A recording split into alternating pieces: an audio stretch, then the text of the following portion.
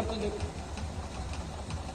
इमाम साहब ने समझाया कि नमाज पढ़वा नहीं तो तोर भैंस दूध बेसी देता। हाँ, अगर बेसी दूध देती तो हमें कल्ले से पढ़वा। 5 बजे सुबह अजान होती थी, 4 बजे भोर में आ गया। अजान हो गई, जमात खड़ी हुई, फजर की नमाज पढ़ा 2 रकात, नमाज पढ़ के दुआ मांग के घर गया। बेचारा देखा कि एक ठो भैंस मर गई। बोले की भी लियो मुँह कल की अब पढ़ो ना मांगते भैंस मर लौन। दौड़ा मस्जिद गया, इमाम साहब गजब हो गया। बोले क्या हुआ? बोले देखिए अभी फजर पढ़े हैं आपके पीछे में और घर गए वो भैंस मर गई। तो इमाम साहब ने कहा कि अल्लाह तुम्हारा इम्तिहान है। ए बेटा बैठ जाओ, बोझा ओखाने बसो, तुम्हारे जন্য দোয়া করব, বসে যাও। अच्छा कोई जाएगा आएगा नहीं ना? बजाएगा लगले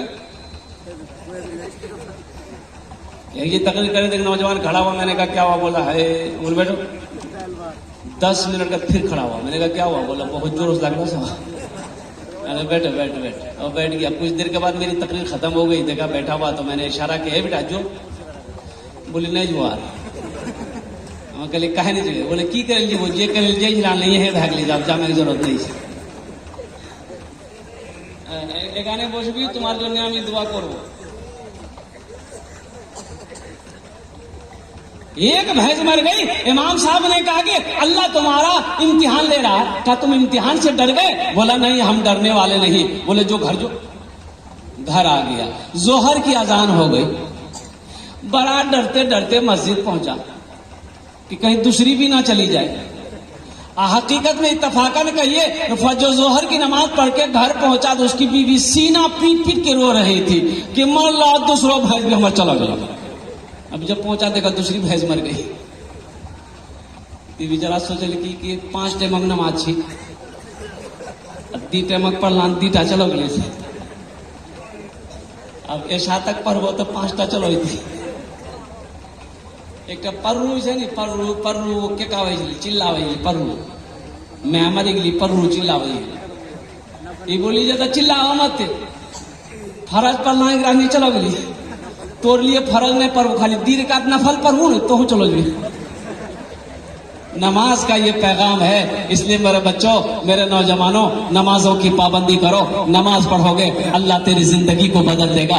पेशानी को अपने क्या कहते हैं कि सजाओ, सजदों के निशानी से सजाओ, अल्लाह तेरी जिंदगी को सजा देगा। नमाजों की पाबंदी करो, अल्लाह तेरे खेतों के अंदर में और फसलों के अंदर में बरकत अता फरमा देगा। अल्लाह तेरी रोजी को बढ़ा देगा। नमाज पढ़ो, अल्लाह तेरी उम्र को बढ़ा देगा। अल्लाह वबा से, बला से, परेशानी से, हादसा से बचाएगा।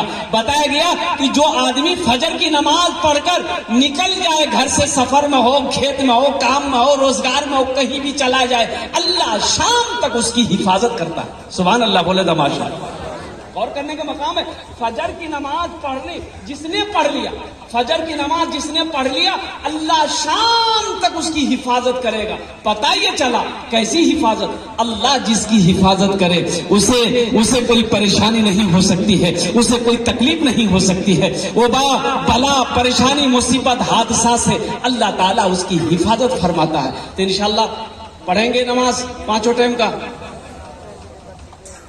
तब तो कल मस्जिदों में जगह नहीं मिलती है।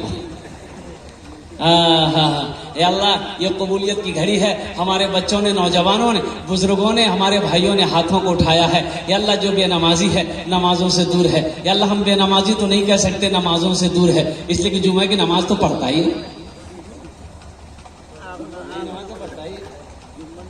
इमाम साहब तकरीर कर रहे थे नमाज के बारे में कि लोगों नमाज नहीं पढ़ते हो अल्लाह चमड़ी खींच लेगा।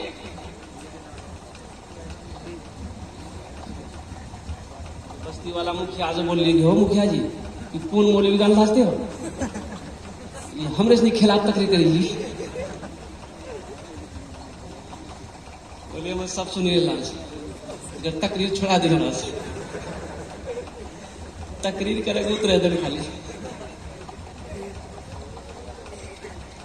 इमाम साहब भाप गए कि लोग जो है उखड़ गया। सारे लोगों ने घेरा, क्या बोले आप, किसके खिलाफ तकरीर की? बोले नहीं नहीं, हम तो बेनमाजी के खिलाफ तकरीर किए हैं, आप लोग तो नमाजी हैं, जुमा पढ़ जा ताजुले पढ़ जा। बोले हाँ पढ़ जाएंगी। बोले तो नमाजी भी आ जाएगी। हम तो उसके बारे में तकरीर किए जो नमाज नहीं पढ़ता है। इसलिए मेरे बच्चों, नौजवानों, नमाजों की पाबंदी करो। नमाजों की पाबंदी करोगे, अल्लाह तेरे चेहरे पे नूर पैदा फरमा देगा, अल्लाह तेरी रोजी को बढ़ा देगा, अल्लाह तेरे घर में बरकत अता फरमा देगा, अल्लाह तेरे फसलों में बरकत अता फरमा देगा, अल्लाह तेरी तिजारत में बरकत अता फरमा देगा, अल्लाह तेरी उम्र को बढ़ा देगा। नामाज के बोलो ना काज आछे, काज के बोलो नामाज आछे। काम को ये ना बोलो कि हमको फुर्सत नहीं है, काम बहुत है, हम नमाज कहां से पढ़ेंगे, बल्कि ये कहिए काम तू रुक जा, हम तुम्हें बाद में कर लेंगे, पहले मेरा नमाज का टाइम है, पहले हम नमाज पढ़ेंगे। इसलिए बंगला शायर ने कहा है, नमाज के बोलो ना काज आछे, काज के बोलो आमा नमाज आछे, काज के बोलो आमा नमाज आछे। नमाज का पैगाम आप तक पहुंचा दिया। मुअज़्ज़ज़ सामीन इकराम, ये जलसा इस्लाह मुआशरा का जलसा था। बस शान कुरान क्या है, अजमत कुरान क्या है, बस इंशाअल्लाह 10 से 15-20 मिनट के अंदर मैं अपनी बात को पूरी करने की कोशिश करूंगा। इसलिए कि आप तो खाना खा के बैठे हैं, खाना खाएं,